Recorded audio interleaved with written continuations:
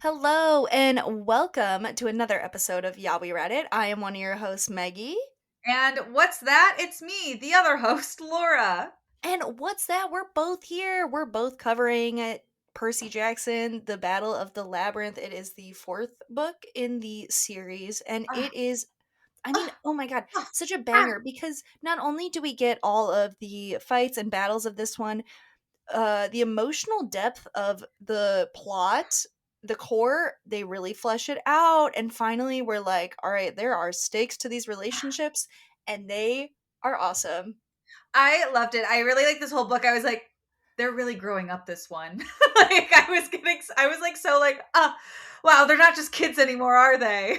It's so funny too because I mean obviously they are half gods, so they have a bit more maturity and a higher intelligence than I ever had at 14 or 15. But I was like, wow, was I this grounded and this smart and I straightforward at 14 or 15? I Definitely don't think not. we were, Maggie, because also the stakes were not life or death for us at 13 or 14. Like, there's a moment in here. Percy is so intuitive in battle that I always wonder if I would be this quick on my toes to form answers, and I really don't think I would be. Well, but also, I Maggie, can't we do have fight to or flight. remember Percy's literally being trained for battle. So if we're comparing trained for battle Percy to 14-year-old Catholic school Meg, I don't think the experience would be quite the same, I guess personally. that's fair. He felt pretty intuitive in the first book too, but actually, now that I bring it up, I can tell that he matures in solution based ideas. Yes. He's Yeah. a He's lot he's he's smarter very than he is in the first charismatic. book. He's good at talking about things before he gets into like an action, you know? He is just quick on his toes. I mean, the way he took down Medusa in the first book, I would argue, is Yeah, he's pretty high savvy. above. That's such a good word to describe him. Yeah, yeah. Yeah. I gotta see that kid's ACT scores. I gotta know what they are. Well, he also might not test super well since we know he's dyslexic and has ADHD. You're right. I am being unfair. He I might think also test really well. He might be able to lock in. I know there's lots of superpowers of no, I am ADHD as propping well. him up against the US education system, and we know he blows it out of the water. Oh my god. So you don't test well, but you have like life skills? Congrats. He's got it. That's so Anyways, funny. could Ah, write a whole essay on how Percy Jackson is he's just maturing as we he's got a good head mature. on his shoulders right now. He's got a really good head on his shoulders at 15. He would not do well on Twitter, but god, he would do That's well so just funny. in Well, every other aspect of life. and correct me if I'm wrong. He's 14 going on 15 in this book because we end on his like 15th birthday, right? Yeah, yeah, yeah, yeah. Yeah. Yeah, yeah, Yeah. yeah. Yeah. Maybe he Yeah, would yeah, be yeah, yeah, funny. yeah. I can't tell if he'd be like a master joke writer or not. And that's my next cross that I'm carrying, trying to figure out. That's the hill. Maggie, I'm gonna break this conversation down. It just really sounds like you want to be Percy Jackson. So would he be good on Twitter? And also would he maybe grow up in the Midwest in Iowa? I guess Well, we know that Maggie, he we wouldn't. know he grew up in New York. But if he had a choice, he doesn't. We understand that, but we do have a choice in delaying this book, which we are doing. So we will just hop right into the Battle of the Labyrinth, and just I will live with the understanding that I'm never going to be Percy Jackson. That's Maggie's gonna bury their urge to be Percy Jackson down deep for this podcast. fine. I think I need to drink water and like take a breath before we start because now I'm getting like really frustrated with myself Perfect. for not You rising to the expectation of being a 15-year-old boy. I will start while Maggie decompresses for a little bit. So it's summertime once again. Percy is at orientation for a new school. His mom has been dating the character Paul Blofus from the last book, and he works at the school. And Percy's immediately like, "Mom, this could be an awful idea. I do not have luck with schools." And then she's like, "Let's talk about your date with Annabeth later." And he's like, "It's not a date. We're just going to the movies." And she's like, "Okay, it's a date." For sure. She is in tune. She knows. So he doesn't really want to talk to Paul when he shows up. He's stressed about this and saves face by going through a side entrance. He's Bad accosted mistake. by these. I know, seriously. He's accosted by these cheerleaders. Immediately, they are setting up what that high school hierarchy is going to be. They are mean to him. They And are they're just suspicious. They're weird. They already know his name, which is never a good sign.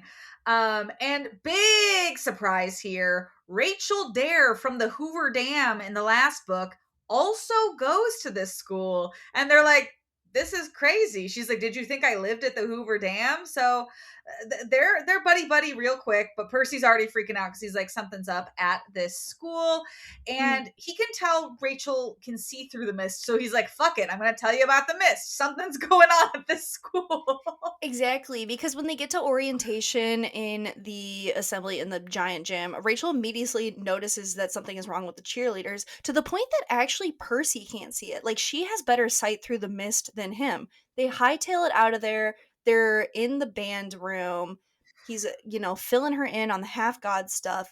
And through the mist in the band room comes Tammy and Kelly. They are the Imposas, which I looked it up. They seem to be vampires, but they have like they're bow-legged? I don't know. They have a Yeah, bronze they're like leg. hot vampires that are scary and demonic. That's what I got. Mhm. But basically, as Percy's causing a ruckus in this band room because he's trying to kill both the cheerleaders, it's down to him and one left named Kelly. And she goes human mode, starts like screaming and begging for help. So all of the classmates like run in. And as Percy slices her, she bursts into flames, setting the school on fire. And everybody panics because they think they just watched Percy kill a child and set a building on fire. Rachel is like, "You gotta go. I got this. I'll cover for you, my guy." Which begs a question: how are you gonna cover for someone? How are you gonna gaslight three Like, people, I'm seeing your impressed friend that kill Rachel's like, someone? I can explain this. It's like, girl, I couldn't even explain this, and I'm 31. Like, what are you gonna say? I mean, hats off to her if she follows through with that. She should be a lawyer. She should be a defendant. She would be Rachel amazing. Dare is a great lawyer name. Um, Exactly. So Percy runs outside. Annabeth is waiting there with open arms, like, I'm ready to go to the movie. And Annabeth notices Rachel running after Percy, and she immediately is pissed. She actually brings up the fact that Rachel is pretty to Percy as if that's something that he can control, or is even noticing right now, like, he just killed a cheerleader. and Percy kind of is like, so we gotta go. I just set the school on fire. And Annabeth's also extra pissed because now their movie date is canceled and they just gotta go to camp now. And Annabeth was looking forward to hanging out with Percy in a He's non-stressful fumbling manner. the ball across the board. He also told Rachel about the half blood stuff, and Annabeth is like, "What are you doing right now?" You can't, And yeah, it's like you can't just go around telling that. to make So matters worse, in a way of getting the most her number in the most intimate way, Rachel does write her number on his arm and then leaves. I just first and date you is want to know not what going good. Annabeth does? Silent treatment for the whole hours long taxi ride to middle of nowhere entrance to camp. And Percy's like, I don't know, things are tense right now and I don't really get it. And it's like, Percy, dear God.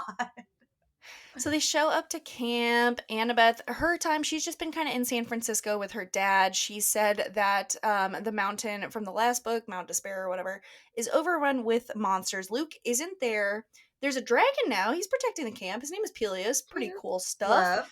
And Uh, Annabeth does talk to Percy with Chiron because there's like a hearing. And also, Annabeth seems to know a lot of stuff that's happening that Percy's not clued into. yeah, we get some development from a lot of characters here. We find out that Annabeth's been working on something with Clarice, which is also interesting because, like, Clarice was never a collaborative person. And then we Mm-mm. also get introduced to this new sword instructor, Quintus, and he has a hellhound named Mrs. O'Leary as a pet, which I found delightful personally. I Um, was just thinking, I was like, I gotta get a dog and name it Mrs. O'Leary. oh, That's I was so like, what a funny. great name for a big old dog. She was so happy to be there the whole time. Well, was Mrs. O'Leary the cow that started the fire? Because when I looked up Mrs. O'Leary, because I wanted to see a photo of the dog, a cow came up. So I think it was that myth of Maybe. like the cow that kicked over the The lamp. lamp in Chicago. Couldn't tell you. But then it is time for the hearing. It's Grover's hearing, actually. And we learned that Grover has a girlfriend now, and her name's Juniper, and she's like a tree girl. Do with that what you Exactly. will. The Period. Do with Earth that. Council. The Earth Council is what I'm going to call them, is mad that Grover still has not found Pan, and they're like, one more week, my guy, and then your searcher's license canceled, and you have to find a new dream. So Yeah, the that's on Council of the Cloven subplot. Elders is what their name is. So Yeah, Grover's kind that's of the word on. I was looking for. I liked Earth Council as well. This is the first time like I've actually really written down stuff because I keep Googling as I'm going. It's really interesting. So Percy That's goes back smart. to his I'm cabin. I'm general IDAing. That's okay. You got me. This is why we're a team. Percy goes Yeah, back yeah, to his yeah. cabin. Surprised, Tyson is there. He catches him up on the old sea gods are back and they're raging with Poseidon. So there's kind of like a war going on in the Yeah. sea. And that's happening right now. Yeah, and So, Percy does fill Tyson in on Nico, the kid from last book, who we found out Mike drop at the end. He's the son of Hades. So we know that's going to be an imminent threat as well. That night, Percy wakes up to the spring in the cabin just glowing, and he's like, "What is this?" And he gets sent like a mysterious iris, almost like somebody called Colette to iris message him. mhm. And the iris message isn't somebody talking to him; it's just showing what Nico is up to, and he's in the underworld and talking to this ghost who we can immediately tell is not a good guy. This ghost is like, what if you resurrect your sister by killing someone and then using their soul to revive her soul? And Percy's like, I do not like the sound of that. No, because there are some stipulations to who they have to kill, and it has to be someone who has cheated death. Which at first I thought it was Percy's mom, but then Percy obviously thinks it's him, and I was like, "Oh, that makes a lot more sense." Yeah, that makes sense. Percy does tend to think everything's about him, except for when it actually is, like why Annabeth's mad at him. He's like, I can't understand why she's possibly mad. It's like, really? Dude, you think you're involved in everything, and this time you're like, I can't fathom. It is really funny because him and Talia were just ego versus ego last book, and now he's really calmed down now that another self-centered person isn't in the picture. It's Yeah. fascinating. So in the morning, the camp is kind of going crazy because a draken was trying to get in the camp last night, and that's a little bit of a theme is that like monsters are getting into camp. They don't know what's going on. Annabeth comes over to Percy and they talk about Grover being in trouble, and she's like, I think there's only one way to help him. We have to go through the labyrinth that the Minotaur was in. He's not there anymore though. Yeah, she Thank wheels God. out, in my mind, a bulletin board with layers of red string. She's been working on like labyrinth notes with Clarice to like the finest detail. But the whole thing about the labyrinth is it's massive and spanning acres, miles, millennia. It's huge and like it's constantly moving and shifting. So there's no map. And basically, she knows since Clarice has been inside of it that Luke has been sending people there and they've been getting driven insane. So there's a lot of bad stuff that goes down in this labyrinth. Yeah, Chris Rodriguez, who is a Hermes cabin kid, he was one of the half bloods who did go in and went crazy, essentially. Yeah, And that was actually why Clarice did go in to retrieve him. exactly. But Annabeth It's in her notes thinks Luke's after Ariadne's string, which is said to be this magic string mhm. that can get you through in and out of the labyrinth. And Grover's like, I think Pan might be in the maze. So now everyone's like, maze doesn't sound so bad. Maze doesn't sound so bad. Also, I mean, if Luke gets control of the maze, it would be so bad because it sits right below America, and you just pop out places like there's doors that you can find because there's a Greek symbol just in walls and places. Yeah, you get the VIP access to literally everything all of a sudden. Oh my god, yeah. Can you imagine one of the doors is just like in One Oak Avenue Club? I think that's a nice club. I actually don't know a lot about Manhattan clubs, but you just like use it every time you cheat. You're like, well, now I'm in the VIP section. I'm here. Yeah, that'd be fun. I'd like that. That would be fun. So, Quentin is like, or Quintus is like, I have some crazy war games. I'm really excited for this, guys. I need you to do my war games. I planned them to, you're going to retrieve laurels off the backs of monsters. There's explosive devices planted everywhere, and you could die. And for some reason, there is like no hesitance. All of the campers are really thrilled about these war games that Quintus has going on at camp. These crazy kids. So yeah, he unleashes a bunch of monsters into the woods, and he's like, "Teams of two, go! Find a if your monster finds you, kill it." So like that's the game. Loose rules, if you ask me, but fine. Percy and Annabeth are paired together, and while they're kind of walking through the woods, he tells her about the iris message that showed him Nico, and they end up also running into Juniper. So they're like, oh, hey, Juniper, let's talk about Grover. But they can't talk about Grover because somehow 3 of the 6 monsters unleashed in the woods end up just going at Percy and Annabeth. They realize they're outnumbered. They try to hide in between these 2 giant rocks and end up falling like some amount into a black ditch. Mhm. And they realize they've just found an entrance to the labyrinth very, very easily.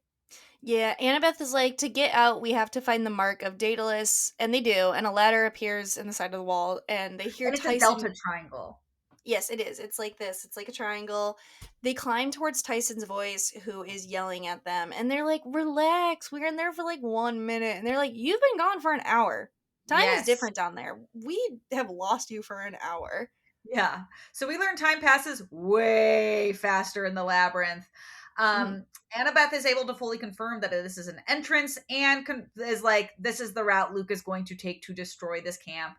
And that night, Percy has a dream of Daedalus himself and his son being locked inside the maze. Laura says that Daedalus is the creator of the labyrinth, so he's getting a good old origin story.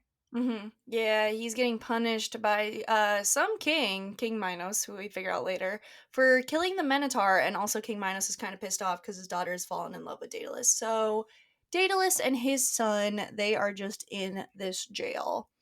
They have a council that night. Juniper admits pretty important stuff. She's seen Luke use this entrance, so he's definitely God. going to use it again. She didn't know what it was for though, so she's like, I've just been watching them. But he's basically been sending scouts into the maze to find Daedalus's workshop because he's convinced if he gets there first, they can use Daedalus while he's alive and just create all of this armor and shit that will essentially defeat the gods on Mount Olympus. Exactly. And after Chiron takes all of this in, he's like, sounds like it's time for a quest. And love this for Clarice. She's like, I'm out. I do not want to be picked for the quest. And I was like, that's fair. She watched somebody go crazy in it, the labyrinth. Why would you Yeah, want to no, do that again? all the campers are like, damn, must be pretty bad if Clarice doesn't want to go in there. And Annabeth is like, you know what, I'll lead the quest, so I guess it's my turn to go talk to the Oracle. And this stresses Percy out. He is pacing because he himself has heard that people have gone crazy seeing the Oracle. And after a while, Percy is like, I've had it. I can't wait anymore. I'm going crazy wondering how she is. Okay, king. King shit. Yeah, and while he's waiting for her, he does find Clarice with Chris, the Rodriguez, the camper who has gone crazy from his time in the maze. And it's actually a very like sweet moment to see Clarice be this empathetic caretaker because she really is doing her best to kind of bring Chris back to reality. And there's nothing she can do. So it's very, very sad, but a good moment for Clarice's character. Hmm. And Percy kind of leaves them to be. And when Annabeth gets out from her time with the Oracle, she confirms that she's gotten the quest to find Daedalus's workshop, but she looks struck. She is not happy. She looks very fearful. Her prophecy's scary. It is, and she does tell it, but she does leave out something, is what the people can sense. So, I don't know, maybe one of them's gonna die. We don't know. Before they leave Quintus, he's got a little dog whistle forged from ice from the river Styx that he does give to Percy, which will call Mrs. O'Leary in times of need. Percy's obviously really sus because Juniper earlier told them that Quintus has been hanging around the entrance to the labyrinth. So he's like, I'll take it. But as we know, Luke once gave me shoes from Hermes and it didn't really work out well. So, Yeah. Percy's not a great gift receiver based off of the gifts he's been given previously. no. Annabeth has enlisted Percy, Tyson, and Grover to all come with her on this quest. Before they're going to go, Percy visits her in the Athena cabin, and he's like, between you and me, tell me what that final line of the prophecy was. And this girl basically just starts crying and gives him like a very somber hug. And Percy's like, great, so someone's gonna die. Which, like, How would you not assume that? And like, she still won't tell him, which I think is absolutely crazy. She won't. And also, Chiron is like, you're breaking the rules. You're taking too many people on this quest. And she's like, I gotta have all my guys, Tyson, Grover, and Percy with me. One of them could die. We really don't know. We We don't have really no don't know. clue. That night, Percy is dreaming of Luke and Kronos's master plan, and much worse, the Impusai. Kelly is there I too, like the that. cheerleader, and they're all on the Princess Andromeda, and they're planning. And then the dream shifts, and he wakes up, and the fountain is showing him Nico again. And Nico's reviving the dead with like soda and McDonald's, which I thought was awesome. It's Please really revive funny me. too because he has this spirit with him. Like, you don't gotta do all that. You can just like use a dead animal, and he's putting a Happy Meal in a hole, and he's like, that would be disrespectful. Yeah, and a it's so Coca-Cola, like a cute. Diet Like above Coke. all else, Nico's still a kid. Yeah, um, so he is hoping that he can go into the labyrinth to bring back Bianca, and that is where Percy can't see anymore because the fountain actually starts glowing, and it's really overwhelming. And he's like, "Stop doing that! Stop!" And he has to slice it in two because it's just yeah, glowing. that's crazy. Also, way to ruin his like little answering machine. That's such a bummer. I Um, know. Next morning, Percy's going to tell Chiron about his dream, and Chiron's like, this is bad. My guess is they're going to get Daedalus to make Kronos's new body because he doesn't have one right Mm. now. And that's like Daedalus's thing is he makes little robots. And he's also like, but before you go, Percy, I'm also watching Quintus. I think he's strange. So at least like somebody will keep an eye on that guy while they're away. So into the labyrinth they go, immediately lost. I mean, they're crawling through. Instantly. They instantly they don't know where they're going. It's so dark. They find this older Roman room. Annabeth is thrilled about this because she's like, perfect, Daedalus is going to be around architecture that is a lot older, so let's just keep on trucking down. And they go down the hall a bit more, see a skeleton that used to be a milkman, which I think is really funny. It tells that like humans will sometimes just wander into the labyrinth, I guess. Kind of sucks. Sad for them.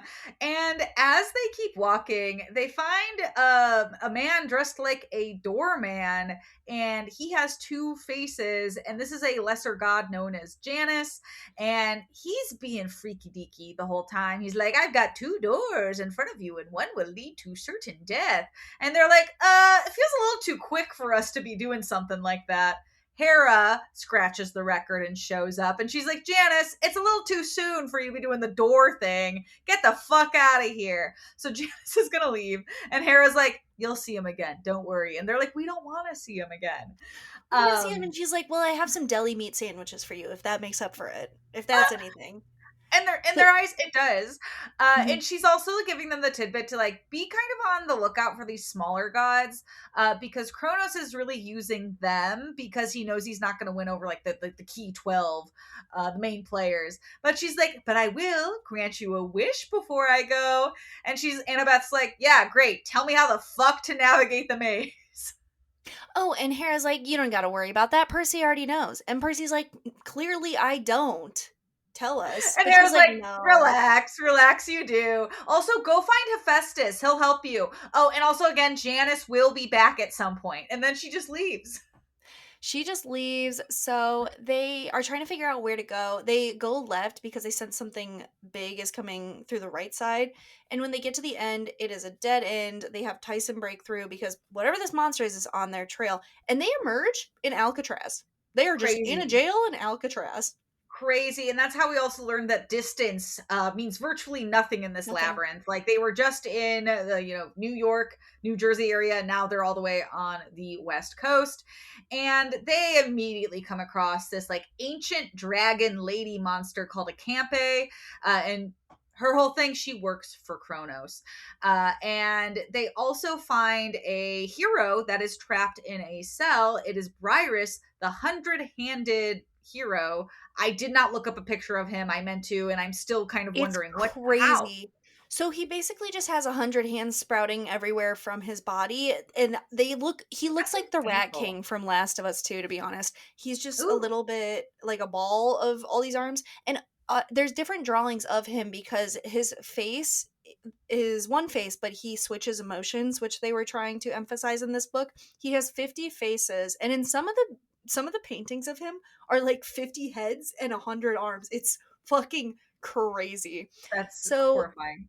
they go up to I know it's actually really scary. They go upstairs to break him out. But when they break him out, they're like, "You're free, Bruce. Get out of here. Come on." He is too afraid of being punished. And Percy pulls something where he's like, "Okay, play me in rock paper scissors then." And then he makes a gun out of his hand, and then he's like, "I guess I beat you. You actually didn't know there's a new version where there's guns in it." Yeah, and Briars is gonna, he's gonna accept the defeat in rock, paper, scissors gun all of the sudden. He's gonna go with them, but he's really hesitant about it. Campe ends up chasing them like through the prison and outside to where there's a bunch of tourists, which also begs the question, what are the tourists seeing right now? Because we know the mist is definitely there, and they're not seeing a giant dragon lady monster and a giant 100-handed hero over there. For sure. Um, Tyson's able to distract them, and they're able to get back into the labyrinth just in the nick of time, locking the Campe out, and they're going to keep moving and grooving through this maze. Tyson's trying to hype the 100-handed man up. He is, because apparently he also loves Cyclops, so they're like really excited, and Tyson's like, "Oh my god, this is like a celebrity to me." But we learn that sometimes like gods can choose to fade away if they're forgotten. So he's just been like really lonely and really defeated. And he's like, I don't really feel the need to battle anymore, which is kind of sad. Yeah, huge pity party moment from Briars, and like Tyson's doing his best. He's like, "You're the guy, though. You're that guy." You're that And guy. Briars is like, "My brothers have faded. It's my time. People don't really remember me anymore. I'm gonna let you Mhm. guys keep on going to the maze. I'm out." So he dips so quick. They end up camping in some area of the maze for the night. Percy and Annabeth start talking, and through the conversation, Percy's ultimately realizing, like, oh shit, yeah, Nico's definitely in this maze right now. So they're hoping to run into him at some point too, because Percy's like, maybe we can get him to work with us. Maybe we can. He's like, I know that he left kind of pissed off, but maybe he can be on our side. Yeah, Percy that night has a dream. He's got a lot of dreams this book he's about. dreaming. He really is. He's taking melatonin or something and just Gotta be. hitting that REM cycle for hours. He has a dream that Daedalus is making wings for Icarus so they can escape King Minos. But when they are out, Icarus is flying way too crazy style, as we know, and the wings detach themselves and he falls to his death. Yeah, Which is poor very Icarus sad. tried to do too many crazy tricks in the sky. He was going too Uh, crazy mode on the wings, okay, which yeah, I and also like do at Buffalo Wild Wings. We're sponsored now. we're sponsored by Buffalo Wild Wings, Wings Beer Sports.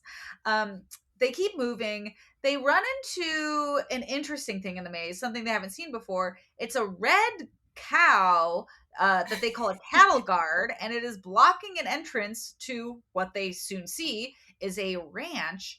And they go there and meet a man, an adult man named Yurishin, and he is a son of Aris, and he's basically like, "Oh, what? You didn't know half bloods could actually become adults?" And they're all like, "Actually, no. This is very confusing for us." Really, really illuminating for them, but he's like, "Yep, I'm the cowherd here. And since you're here, I guess I'll bring you to the boss." And they can't leave just yet because they're like, "We gotta find Nico, so fine, let's go up to this dude's house on the hill. We'll talk to him." Garion is this guy. He's got 3 bodies. I had to look him up because I was really confused by this, but it's just he's very broad, basically. He just Yeah. has like 3 chests. And bigger news, Nico is actually here.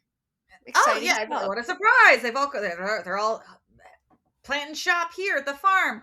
But they all get a tour of the farm, and they realize this isn't like cutesy little like chickens and hens and everybody's happy here sunshine farm. It's like, this is where we slaughter the horses and use the horse meat to sell to the gods, and we use this mythical animal and we slaughter this and sell the meat to the god. Like, it's basically a slaughter farm. It's bad. Sadly, it did give me a new dream in life, because an Apollo cow burger does sound fucking It does amazing. sound Like, really what does that fucking good. taste like? They're Uh, red. They're red cows. they gotta have an awesome sauce on that too, I They bet. gotta have an awesome oh my god, I bet they do. So anyways, he's like, "Here's my house with all my weird little animals. Here's the cows that probably taste amazing." Um, and this That guy they got illegally, by the way. They're like, "How'd you get all this stuff?" And they're like, "Don't ask questions of how we got these animals." don't worry about it. And this guy also, Garyon, seems to know Quintus at camp. So they're like, all right, that's sus. Also, we think Garyon is supplying Kronos' war horses here. Yeesh. And Garyon also drops a crazy thing, which is like, listen, you guys, as your passage has been protected. Nico's not so much, but like, y'all are chill with me. Um, Nico's gonna stay here for a bit. I'm gonna try to guide him to the soul like he wants, and this makes like Percy realize that King Minos is the ghost that is giving Nico advice, which is Yeah. not good. Yeah, this also makes Percy realize, oh, Nico's not trying to kill Percy. And Nico's like, yeah, dude, I'm not trying to kill you. I'm trying to revive my sister. This isn't about you, which is Mhm. hilarious. Um, and Garyon actually shifts pretty quickly. He's like, what if I just like traded you guys for gold and gave you to Luke and the Titans? That would kind of make my life easier. I kind of win-win for me. You guys get out of my farm. I get gold. And Percy, savvy guy, he's gonna strike a deal that if he cleans this disgusting like horse stables, they can be freed. Yeah, so he's going to free the flesh-eating horse, by the way, in these stables. Oof. He's got to get rid of the poop. He says, perfect. I actually saw a stream down there. I'll just send in some water and clean it out. So he's trotting down the hill. He's so excited. And there's a Neod, like one of those water goddesses or whatever, down there. And she's like, no, no, no. Mm-mm. I've seen a hero like you try to do this before. I would assume it's Hercules. She Yeah. goes, no way are you ruining my water's ecosystem with that shitty poop. And he goes, fine, give me advice then. And she's like, well, used to be an ocean under here. There is water in the dirt. So if you figure that out, that's awesome. So he takes a seashell from the dirt, he throws it into the poop, and these streams of water just like clean itself. And what is so funny is, again, he can hear horses' thoughts. So these flesh eating horse are like really excited for him because he's son of Poseidon. They're like, yay, seafood. God, we haven't had seafood in forever. And then he starts cleaning the stable and they just want to stay in filth. They are like, stop giving us a Like this is disgusting that you're cleaning this stable. It's so funny. He cleans it very very easily. When he comes back, he's like, "All right, Garyon did it," and Garyon's like, "Well, I didn't think you were actually going to do it. I'm not going to keep the deal because Garyon's a bad guy." And Percy's like, "Fine, then we're going to fight instead." And he's able to shoot him with an arrow through all three of his bodies, which makes Garyon disintegrate. And Percy's like, all right, Nico, we should talk to Bianca. I think we should all talk to her. I think that'd be really healing for all of us if we all talk to Bianca. Exactly. So they are going to make a little hole because Nico and Percy are fighting because Percy is insisting that Bianca does not wish to be resurrected. She doesn't really want Yeah. to. So Nico is like, I'm going to prove you wrong. They go past Garyon's little assistant, whose name starts with an E and I don't Eurytion. remember. Eurytion. And they're like, are we chill to hang here for a bit? And he's like, I haven't alerted anyone. And now that he's gone, I didn't really like working for him. So sure, just do whatever Yeah. you want. So they go and they dig a little hole. They put some nice little food in it. And eventually Bianca does show up, but so do all these other spirits, and they're trying to fight to drink the water in Minos, the hole. especially. Mm-hmm. Hmm.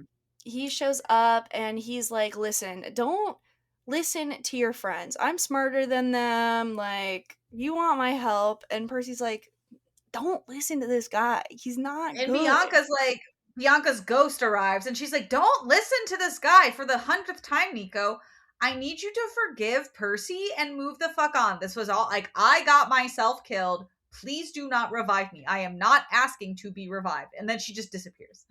Exactly. So Percy that night has a dream that the Campe went to visit Luke, and the Campe is very mad that they escaped. And he's like, well, fine, you're going to join our league, and it's going to be a great time.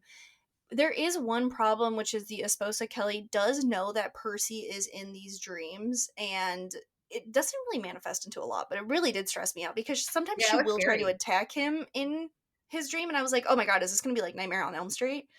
But Basically. no, his dream just kind of changes to Daedalus and his nephew Perdix, who his nephew Perdix is just like a little 8-year-old so excited about things. He's like, "Oh my gosh, I can teach you how to make a body. You can become Oof. immortal." But And Daedalus is like, "Leave me alone." Daedalus kills his ass so fast because he's so angry about Icarus that he's like, I'm gonna kill this child on purpose now.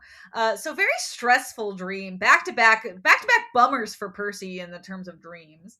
Oh yeah, Athena's like, "You're gonna pay for that. Listen, you may be my son, but that kid was also under my protection. Yeah, Fuck that."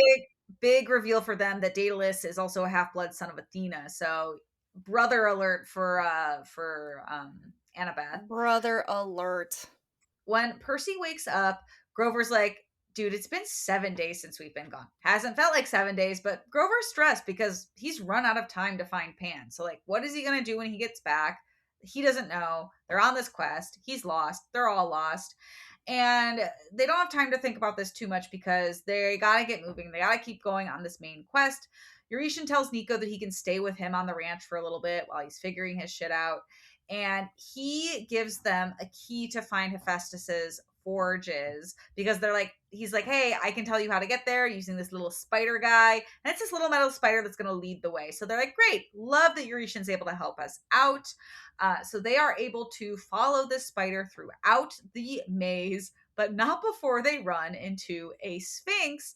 And her whole thing is she wants to ask them a riddle for the passage.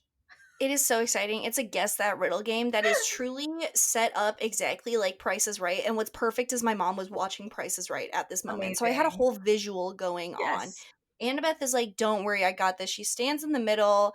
There is a spotlight on her, and Sphinx is like, "This is so exciting." She starts just like asking basic trivia fact questions, and Annabeth answers them without missing a beat. And she's like, "But you're not asking me a riddle." Actually, to be honest, this is really offensive to my intelligence. And that really pisses the Sphinx off hearing that. Yeah, so now the Sphinx is mad because Annabeth won't do the trivia game show that she's now on. And so they have to like fight the Sphinx. It's too big for them to kill, so they're able to like stall and then run away, which I thought was so funny. They end up making it to Hephaestus. It's a mouthful to say Hephaestus. Hephaestus. Um, Hephaestus. Yeah. They get it to his forges, and he's like, it's like a car garage. He's like, what the heck are you doing in my forge? How'd you get here? Oh, this guy, he is just grumpy and he's ugly. Like, you Yeah. can't be ugly and grumpy. You gotta pick your lane. You gotta pick your lane. But he won't tell them where Daedalus is. He's not gonna do that. Yeah. Mm-mm. So he's like, yeah, and looking for that guy, huge mistake. Really, really bad idea. But maybe I'll think about helping you if you go look at my forge that's under Mount St. Helens, because every time I've been going there lately, all the stuff's moved around and I can tell somebody's using it, but I don't know who. So if you can go find out who, I will help you further on your quest to find Daedalus. So he's like, here's another spider, go! And so they're off on this little mini quest to serve the main quest. Yep. And as they are following this spider, Grover, they get to a fork in the road. Grover finally smells Pan and he's like, "I want to go this way." And Annabeth is like, "We have to follow the spider." So Percy is like, "We're going to split up." Always a bad idea, Mistake. as we know. So Oof. Grover and Tyson are going to look for Pan, and Percy and Annabeth are going to head to Mount St. Helen. They go it alone. Grover and Tyson on their way to find Pan. Percy does ask Annabeth what Hephaestus meant about Athena not marrying anyone, and I thought this was really interesting. So, since she was born from the head of Kronos or Zeus. Zeus, Zeus. Zeus, Zeus. um, she basically gives birth the same way, and you're like, okay, Yeah. well then, what is their version of sex? Just seems like a really good conversation, Yeah, which intellectual conversation, and then she gives birth out of her head, which I have to imagine is probably like the worst migraine that just ends in a baby. I was gonna say I would not want to be Athena because I can chop it up with anyone. I talk to Yeah, everyone. I would be giving birth and being like, no, no, no, no, please. I don't want to. I don't want to pick that. I don't want anything romantic. It was just a fun night to talk to them. Like, which no, like, no. and Percy rightfully is kind of like, so you were born from her head? And she's like, yeah, I was born from her head. And it's like, that's so weird. It's so strange. So they get to this mountain. Annabeth sees these creatures and immediately guns it. She's like, "Oh my gosh, I'm gonna sneak up on them." And Percy's like, "Wait, oh, okay. I guess I'll just hide in this cart because there's these like telkines, which are sea Pelicans. monsters, Yeah, they're like sea coming to demons get with him." dog faces and like seal bodies. So kind of eerie. But Annabeth goes invisible. Percy's gonna hide in the cart. He ends up coming face to face with the Telkines, and all hell breaks loose. They're able to do a fight to get them to run off, but they immediately after like, okay, we gotta go tell Hephaestus about these Telkines, and Annabeth is like, we can't both go because Percy has to keep fighting. So they're gonna split up. And before they do, Annabeth kisses him goodbye. And we don't have time to even think about it. So much happens so fast. So much happens so fast that I did not clock the kiss. And then I was like, why? I feel like we're acting really weird in this book. And I went back and I was like, they kissed. That's how fast it happened. It was really fast. They kiss, and she leaves. It immediately starts happening. They start throwing lava at him, and he thinks for a minute. He's like, maybe I should use the whistle that Quintus gave me, but I don't trust him. So instead, he's like, I'm going to call on the sea within me because that's what the Neod at the ranch taught him to do. It shoots him up in like a lava fire water forge, and then he's falling back to earth, and he blacks out, and Yeah. he wakes up on Calypso's island. Like Could you she's just imagine erupting from a volcano and then like waking your ass up on an island and this hottie's just taking care of you? and the hottest woman in the world is taking care of me. I would be like, wait, sorry, no, fully, I am dead. I am Like, dead. I gotta be honest, after reading this passage with Calypso, her personality is so annoying. She's so I just like, took the oh, opposite. you'll never stay. I can't tell you what to do. It's like she's so when will my husband come back from war? She's so pitiful. And I'm just like, She's been Jesus there Christ. for thousands of I get years. she's cursed, but Jesus Christ, get a hobby. She was ethereal as hell to me. I would have had a hard time leaving her, but he wakes up on Calypso's island. He's having, in my opinion, the best time because he's He's around a having hot a great woman. time. He's like, wow, this girl's hot. We're having dinner. We're planting garden. This is awesome. But this island is her punishment. Her dad is Atlas, so the gods were like, listen, since you listened to your dad's politics, you're gonna stay here because you took his side. Which is like, okay, what, am I gonna be punished for my dad voting for George Bush in 2001? I guess. So she's on this island, and her punishment is not only staying there, but also every guy who washes up is her type, and she falls in love with them, and they're always gonna leave, which really sucks. That's like That's half my such a friends, to be bummer. honest. Yeah, it really does suck. But I someone's love not the washing idea of up on. calling it the Calypso treatment because I do feel like I have a ton of friends where I'm like, girl, he is the Calypso treatment right now. Gotta give him the Calypso treatment. That's so funny. He is your type, Um, but he is gonna leave. he's gonna leave. He's absolutely gonna leave. He's here. He's here for a good time, not a long time. He's Calypsoing you. Mm-hmm. Hephaestus visits Percy one night because Hephaestus knows what's up. He's like, Mm-hmm. hey man, just like checking in. Your friends are really worried about you. Percy has no acknowledgement of how long he's been here. And Percy's like, well, I've been meaning to leave. And Hephaestus is like, maybe leave in the morning or something. It's always good to like make a But decision in the morning. Hephaestus, this is awesome because this is the first time he's not kind of being an ass. He's like, listen, I married a pretty lady. It's up to you. Decision's up to you. I'm not going to tell you what to do. Decision's up to you. And he does in fact decide to leave, but he leaves saying that Calypso will always be his quote what if, which is Woof. so And I wild. can't believe we got a canon moment that Percy became a walking red flag. We got to experience in real time what happens to every 19-year-old boyfriend who turns Yeah. 32 one day and is Who's like, like, oh I my just god, am not I over got my my high heart broken once and I'll never love again. in high school, and you're always like, that's really hard. When was it? And they're like, when I was 16. And you're like, you're an adult now. Move the fuck on. Jesus Christ. If I had a nickel. If If I I had had a a nickel. nickel. Oh my god. So he gets to camp, he walks in, and he's like wearing these new clothes, this new fit that Calypso gave him. It probably smells like Calypso. He's singing about Calypso. He's like doing the sad Charlie Brown dance. They're doing a burial for him, and Annabeth looks up and is like, my favorite thing about Percy is he's right there. And Percy's like, oh shit, gotta come back to reality. Sorry, Calypso's yesterday. Yeah. She's And done. Percy's like, why the hell are you throwing me a funeral? And they're like, you've been gone for 2 weeks. We thought you were dead. And So Percy has to tell them, like, what's been up, leaving out the Calypso bit. He's like, I was just on, like, an island, and then Hephaestus came, and that's it. That's it. and so Annabeth is clocking the fact that I think I knew where you were. You're at Calypso, and he ends his monologue of what being just mysterious, and he's like, "By the way, we got to go get Rachel for a quest." So he's bringing up Calypso and Rachel. Annabeth is just like pissed off at this. And, like, Percy, like, goes to Chiron being like, I don't get what her deal is. And Chiron's like, dude, she figured out where you were at. Like, it's not a secret. It's pretty obvious. Before they go get Rachel, they're reconvening. Grover and Tyson are still MIA. Quintus is also mysteriously gone now, but Mrs. O'Leary is still there, just hanging out. Oh And yeah, she's thrilled that he's back. yeah, and Percy has a moment with Clarice, and she's like, dude, just kill Daedalus. It's not worth it. So Clarice is still on her high horse of she hates the maze, which honestly, valid. Percy has a dream that night about Minos and King Coccolus.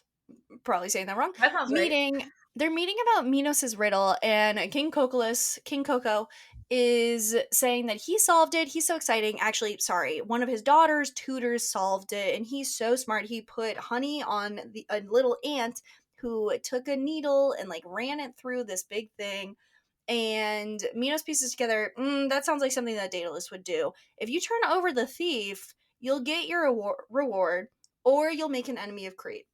So he turns over Daedalus, but Aaliyah, his daughter, loves Daedalus and actually ends up killing Minos by like having him in a bath. She takes these 3 bronze balls that she throws into the bath, and they just like hold him submersed as the water goes over his head. He basically becomes mummified. It is crazy.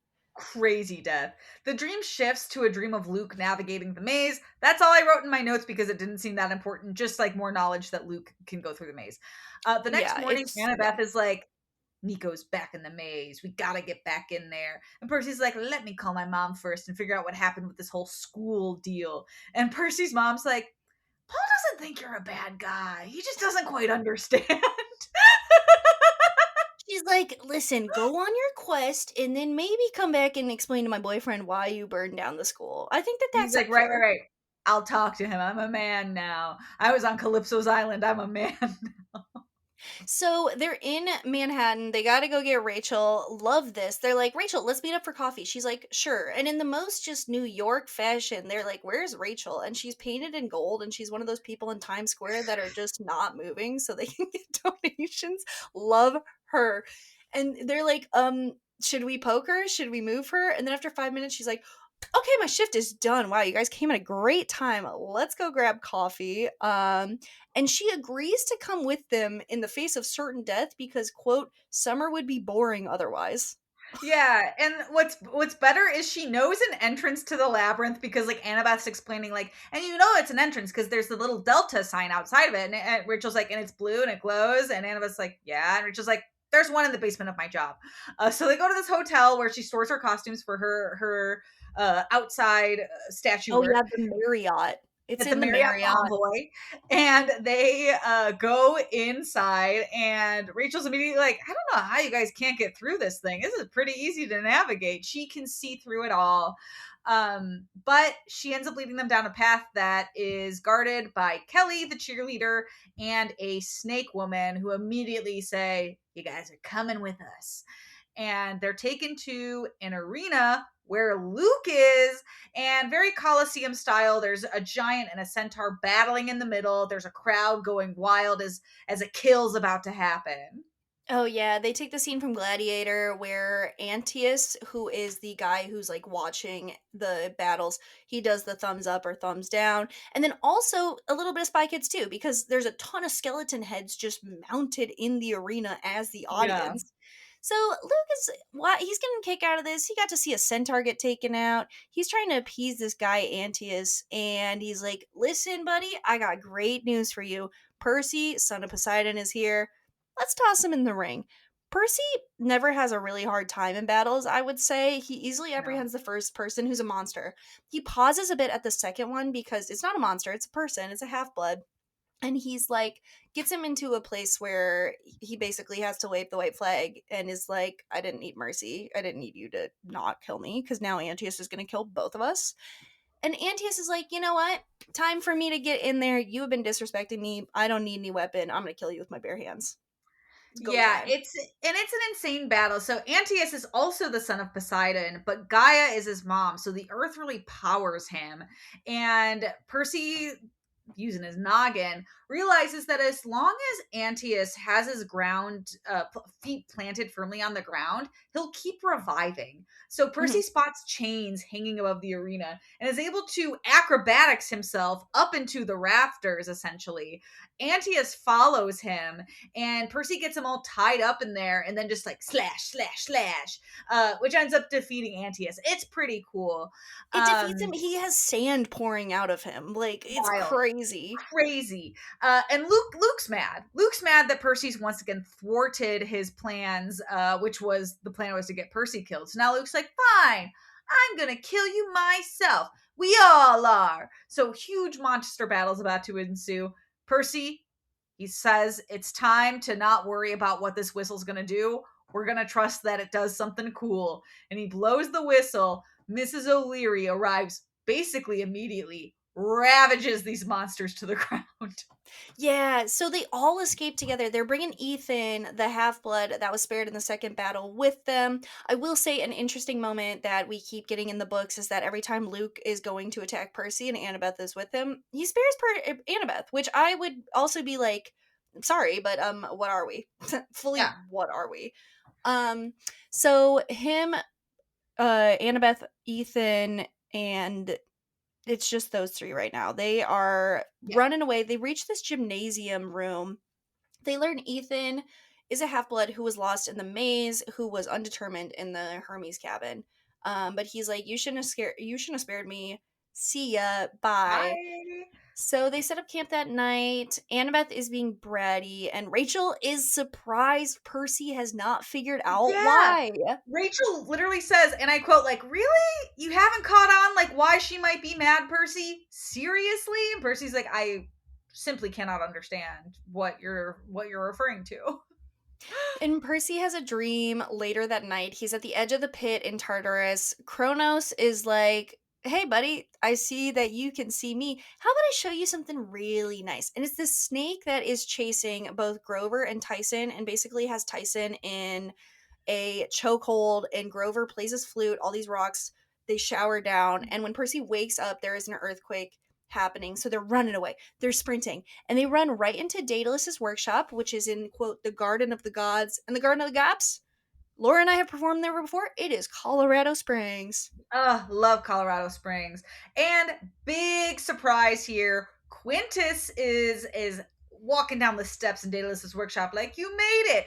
He is Daedalus. And he's like, but don't worry, I haven't aligned with Kronos and Luke. And oh, you might be wondering why I look so nice. This is my fifth body. I'm an automaton. And he's just been like reviving himself for millennia, essentially. And he says, Minos, the ghost that Nico's been palling around with, he still hunts me down here, but nobody can really get to me in this cool ass workshop that's constantly moving around. And also, Mrs. O'Leary is here. She's got a little dog bed, and it's awesome. Exactly. He's been in that labyrinth. He's been cheating death. And they realize that he has actually given Luke the string already. And what Ah, sucks in this moment is that whew. Percy realizes the only obstacle that was standing between Luke and getting out was Antius. And Percy actually defeated him for Luke. So Yeah. really So it's sucks. bad because yeah, while Quintus is not aligned with Kronos, he's definitely helped the other side because he's like, well, they promised me that they would help me get Icarus back to life and I could make things right with Perdix, and then Minos would be sent to Tartarus, and Annabeth goes off. A really angry book for Annabeth. She's mad Hmm. at Daedalus. She's like, you're a child of Athena. You're Puberty. supposed to be smarter than this. And she just goes off, which honestly, hell yeah. And while she's going off about how awful Daedalus is, who arrives but Nico, Kelly the cheerleader, and Minos? And bad to worse, they tricked Daedalus into giving them the string. They're not gonna help him. They already made a deal with Minos. They That's already made a deal with crazy. Minos. They're gonna bring back Minos, and actually, Minos tricked Nico to going back into the maze because he's like, "You fucking fool! I was the one they're gonna resurrect. They're not resurrecting your dumbass sister." Ugh, Um, all hell chaos. breaks loose. Minos Chaos. calls the spirit of the dead in this jar to himself. Nico opens the ground though because there's this cool ass moment where Minos is like, "You can't defeat me. I'm the king of ghosts." And Nico is like, "Bitch, I am the son of death." He opens the floor and Minos just like falls through. But it's just him. He's like learned how to control his skills to a concentrated area. Yeah. Awesome. Percy gets Insane. jumped by Kelly, who in a great moment, Annabeth is like, "That is my man. You better get off him." And she stabs Kelly, and Hell yeah. dies. And they spot the some better looking wings than the ones from Percy's dream. There happens to be multiple pairs. So all four, Nico, Annabeth, Rachel, and Percy, have now fashioned themselves with wings, and they're flying out of this place. So they do out of the tower and down into the Garden of the Gods. And as they watch like the inevitable fire of this workshop, they notice that it's gone. The tower is gone. It's moved. And Nico says, Daedalus is still alive. I can sense it. So they know that the workshop is gone. Daedalus is safe. So is Mrs. O'Leary, our favorite character. Mhm. And Annabeth is like, this isn't good. Camp is going to be preparing for battle. We gotta keep moving. We gotta keep going. They got to keep moving. They got to keep going. Percy gets upset at this because he's like, "We have to get Tyson and Grover." So that might be the next move. To be honest, I don't remember, which is so funny because I read it 2 hours ago. We're gonna Yeah, get there. yeah. So So Rachel's they, gonna get yeah, them a car. She's very confident that she can get them a car because they're like, we'll just get back into the maze. We'll find another entrance. And Percy watches her just like talk to this guy, and he's gonna drive them around. And Percy's like, "What did you say? You're like, are you like rich or famous?" And she's like, "I don't really want to talk about it right now." But they end up finding another entrance, and they're back in. They get this happens very very quick. As they're moving, they can sense Luke and his monster crew. And Percy takes Annabeth's invisible cap, and he's like, I'm gonna suss it out, you guys." And he sees that kid Ethan with him. Fuck that guy. And mhm. the monsters are chanting basically, Kronos is about to rise. And Percy's like, I gotta see this for myself. Craziest moment of this book, in my opinion. Percy Yes, goes to the tomb, he opens it invisibly, and Luke's body is in the coffin. He is going to be Kronos' next vessel. yeah, he's got a massive hole in his chest. He's about to take it. The minute those Telkides get the scythe to Kronos, Like, it is gonna be fucking over. So they at first are like, "Oh my god, he's gonna love our little creation! Yay!" Ethan, propose your loyalty first. Percy still has the invisibility cap on, so they can't see him. He's in the room, and Percy's like, "Don't do that." And then the Telkides are like, "Oh, you." Master will deal with you. Don't worry about it. And Ethan's like, "Have you not pieced it together yet? I'm the kid of Nemesis, the god of revenge. Hail Kronos, Satan, whatever. Let's just get this guy awake." So Luke wakes up. Luke is like no longer Luke. He is Kronos. And Kronos is like, "Damn, Percy, thank you so much for being so big and scary. Luke feared you. And it is the only way that I could control him." Which that would make me feel terrible. That would make me feel yeah, horrible. yeah. So So Percy starts running, and but Cronus is so strong. He's so strong. so strong. Crazy.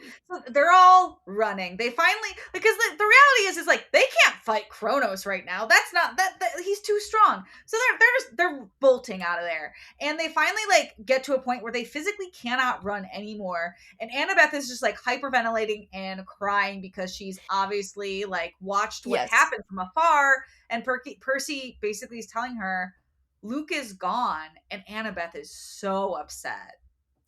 He's so upset. I mean, truly the plans have been going to shit because to put space and time between Kronos' army and them, Nico has to erect a wall, and Percy's like, "And great. Now Kronos knows that you are the son of the big three, probably knows that you're the son of Hades. So things are not going well." Annabeth No. in and Percy, I mean, they're always fighting over Luke, but she's like, "You want him to be evil so bad. You don't want to know what he was like before." Nico's like, Like, "We Annabeth, gotta he's keep moving." evil. He's been evil. In Girl. a good like distraction, Percy finds footprint for a Cyclops and footprints from a satyr, and he's like, gotta be Tyson and Grover. They're Yeah, able to there's follow the Rova has footsteps. a Rasta cap that is just Yeah. on the ground. They're able to find them, and they're like, oh, thank God we're all reunited. And they all keep going, and they were on the right track, actually. They end up finding Pan in this like very lovely setting.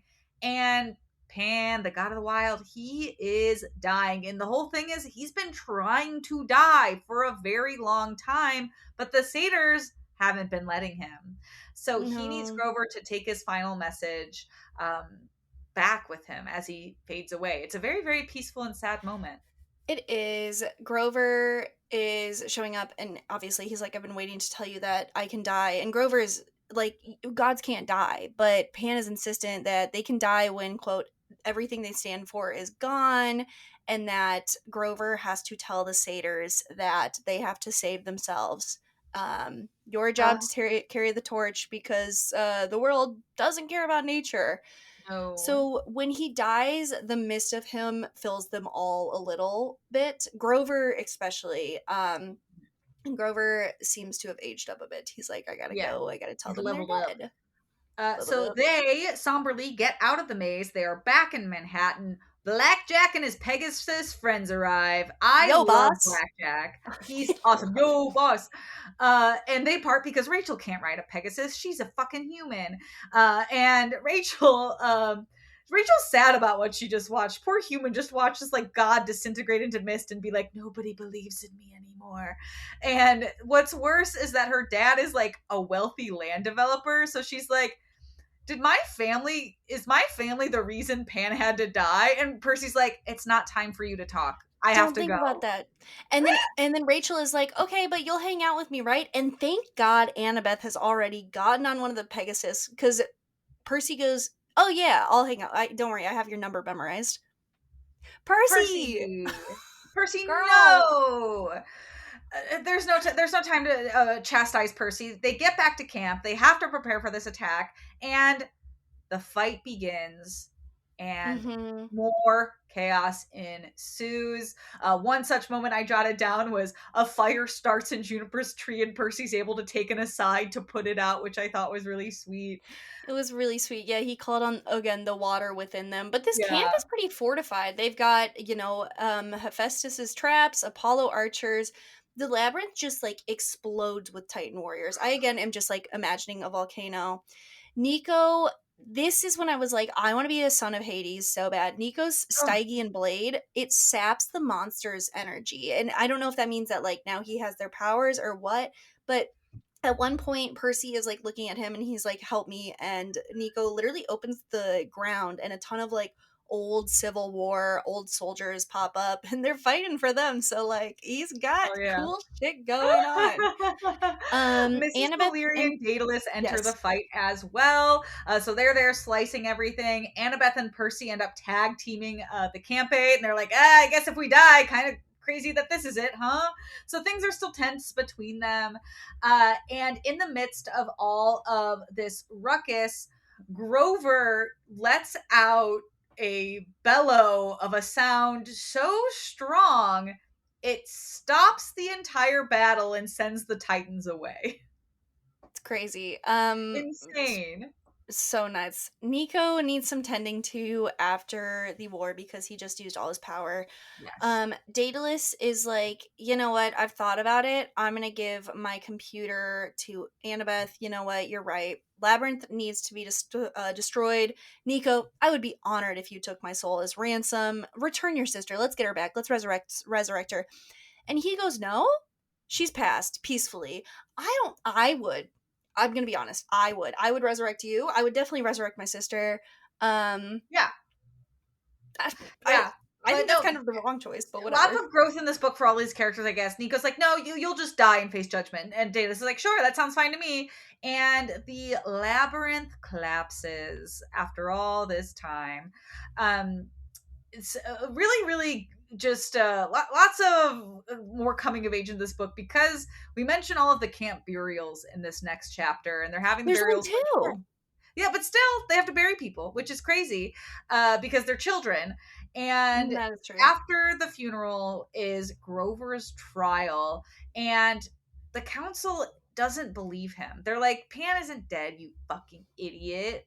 But Mr. D actually comes to his rescue. One of his children has passed in this battle, and Mr. D is able to basically be like, "Don't you see it? Can't you feel it that he's gone?" And everyone's like, "Yeah, yeah, I think we can." Yeah, they're at an impasse. Grover's gonna stay. Juniper also brings up a really good point where she's like, "Oh, remember that bellow? That was Pan's signature panic voice. Oof. So clearly he talked to Pan."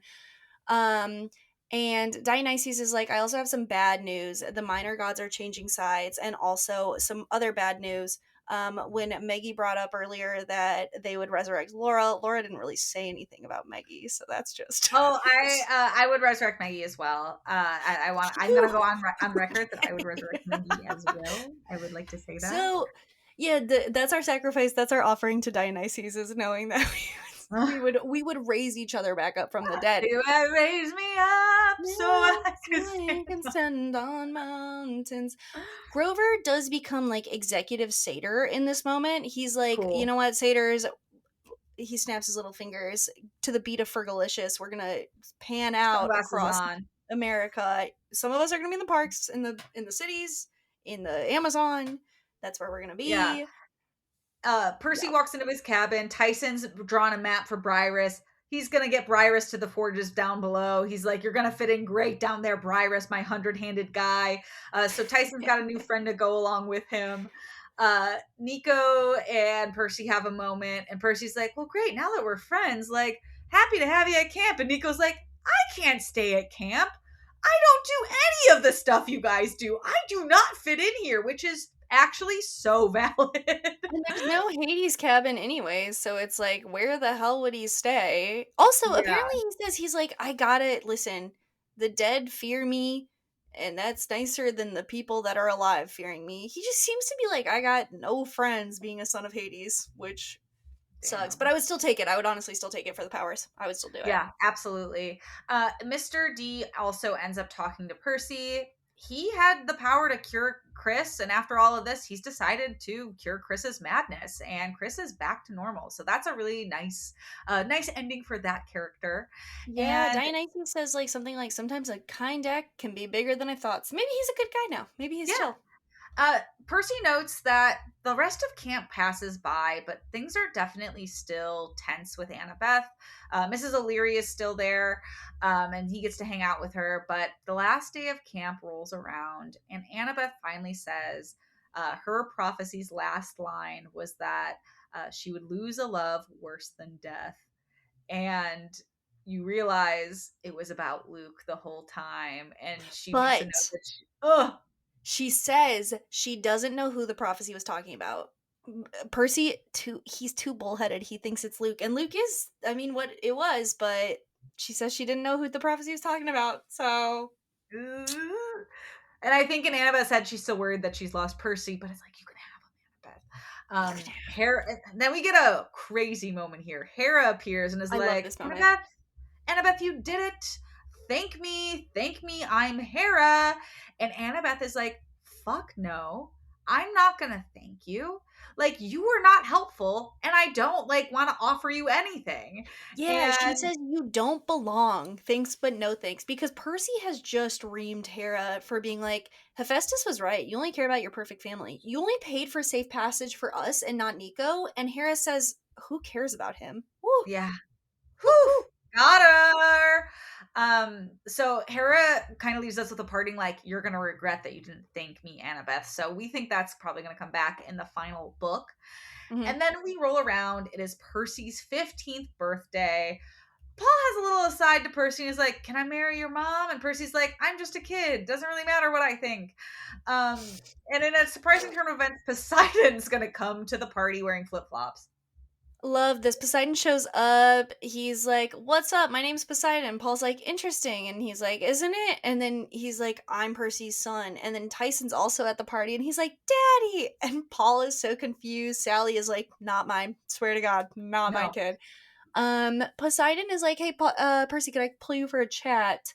Percy catches him up on everything that happened. Poseidon lets him know that there is a bigger war going on in the sea, and he also gives him a sand dollar that he says will come in handy at times.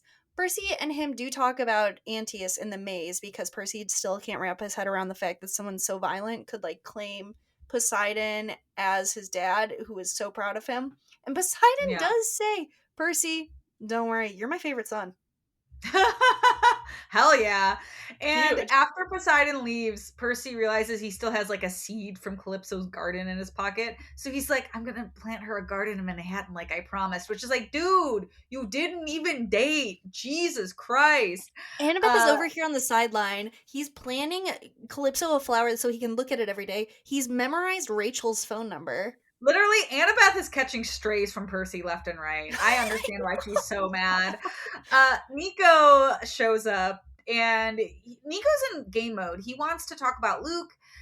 He also gives us the note that Daedalus is doing pretty well in the underworld. He's just been sentenced to build like bypass highways the rest of eternity. But he's pretty happy. You know, he's doing well with Perdix and Icarus. Yeah. Um, but Nico is like, I know how to defeat Luke, and also let me in. I And want cake. Percy's like, you know what? Before we do that, let's have some cake, which I think is such an important moment because it's like Percy's letting Nico do what he never got to do and just be a kid for once. And I'm just like, I love it. And that's where the Instinct book ends. kindness. That's where the book ends. Another like just 20 mic drop moments in the end, and then a nice note because this series is So crazy good. concise and perfect. Oh, Yeah, so we are at our top five, and Laura had a really fun one, which are the top five bodies Daedalus had before the one that he currently had. And I think that you should start, to be honest. yeah. So we know two of Daedalus's bodies. We made up the other three because we know he had five forms. Hmm. Coming in at last place for our top five is the OG old man Daedalus. It didn't serve him well. He was too frail. He was too fragile. Human, by the way, not an automaton. Also, that human body killed his nephew and his son. So probably not the best body out of all of them. For sure. Number four, great idea from Laura, the Michelin Man. She's saying maybe he was really inspired by Ghostbusters. Yeah, Not really huge that Stay Puft practical, but Marshmallow guy. it's fun But and inspiring. was probably not practical. He would probably explode so fast, which means he had to make a new body, which in my mind makes perfect sense. Number three, he's an automaton that has wheels instead of legs, but since he runs on battery, he has to be recharged constantly. Again, great effectiveness to get like speed down, but probably not effective in the long run, especially if you have to recharge that And much. if you email us at MeggieandLauraPresent@gmail.com, Laura will send you a photo of what she is thinking. She'll draw it up for you. If you truly email us, Can you that would be not envision awesome. just a person that has like a wheel instead of legs? So email us if you really want to see it. Number two, we're gonna go with his second, the form that we know, Quintus. He's good with swords. He's got a dog. He's He's a a good ladies' body. guy. Number Great one, body. great pitch from Meggie that his final form should have been the Iron Giant, which just like true empath, true machine, giant. So we think Yeah. that would have been a cool super robot final top tier body for him. And if you have any fun robot ideas for Daedalus, or again, if you want to see number three drawn up, the battery powered one or two wheels, not sure, maybe 100 like It's Briers. just one. It's just one or two. It's not good. We're not. He's not the 100-handed man with wheels, Meggie. That'd be crazy. He would do some real damage if he was. But please Yeah, email us at MeggieandLauraPresent@gmail.com. We're on YouTube now. I'm trying to migrate all of our TikTok over there. I think yeah. just Meggie and Laura. You'll Yeah, find and us. we're Just really Google hoping us. YouTube doesn't get canceled because that's like that's the last social media, I guess. Yeah, and if any of the publishers that send us books listen to our podcast and want to give me a job at Think about gatesmeggie that. at gmail.com, I love it. We love YA. We'd love to see We love Meggie it. We love it. We employed. love it. And we'll be back next week with The Last Olympian, which is the last Percy Jackson main series book. That'll be it for this season, and we'll see you then.